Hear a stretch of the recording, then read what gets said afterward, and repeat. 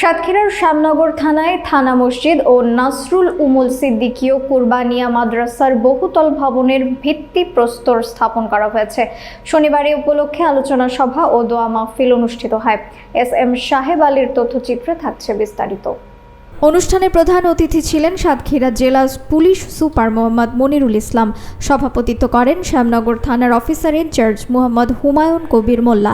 অনুষ্ঠানে আরও উপস্থিত ছিলেন সাতক্ষীরা ৪ আসনের সাবেক সংসদ সদস্য গাজী নজরুল ইসলাম, উপজেলা নির্বাহী অফিসার মোসাম্মদ রনি, সহকারী কমিশনার আবদুল্লাহ আল রিফাত, উপজেলা স্বাস্থ্য কর্মকর্তা ডাক্তার জিয়াউর রহমান, শ্যামনগর উপজেলা প্রেস ক্লাব সভাপতি সামিউল আজম মনির, জেলা বিএনপির যুগ্ম আহ্বায়ক ডাক্তার মনিরুজ্জামান, উপজেলা জামায়াতের আমির মাওলানা আব্দুর রহমান সহ অনেকে। উপকূলীয় অঞ্চলে ধর্মীয় শিক্ষা বিস্তারের লক্ষ্যে এলাকাবাসীর সহযোগিতায় এই বহুতল ভবন নির্মাণ উদ্যোগ গ্রহণ করা হয়েছে। মাদ্রাসার বিভিন্ন শাখায় ধীরে ধীরে শিক্ষার্থীর সংখ্যা বেড়ে যাচ্ছে।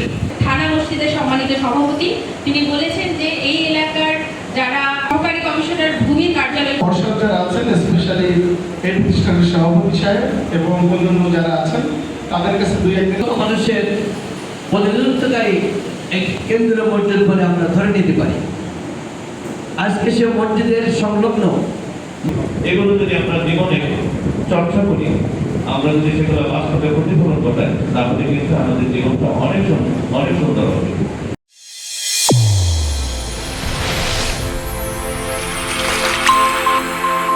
চ্যানেল A1 হৃদয় রেসপন্স।